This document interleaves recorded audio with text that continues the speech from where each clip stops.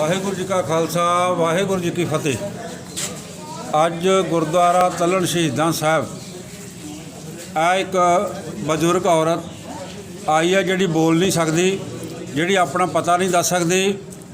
सारे भैन भरावां रिश्तेदारां जां गुरु का खालसा हर संगत नूं बेनती है कि वो अपने अपने मोबाइलों 'च ये शेयर जरूर करो तो जिथे भी कोई इस माता नूं इस बजुर्ग औरत नूं पछाणदा होवे ਉਹਦਾ पता दसे तो जां आण के लै जावे।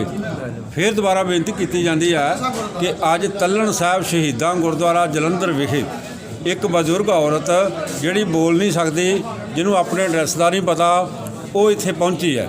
इस करके सारिਆਂ ਨੂੰ ਇਹ ਗੱਲ ਦੱਸੀ ਜਾਂਦੀ है कि ਜਿਹੜੇ मोबाइल जिन्हां वीरां को इस गल ਨੂੰ शेयर करन अगे तोरन तो इस माता का पता लगे तो जिन्हां दे रिश्तेदार जां कोई होर वेखदा इहनूं पहचानदा होवे तो वो आण के लै जाण। वाहिगुरू जी की फतेह।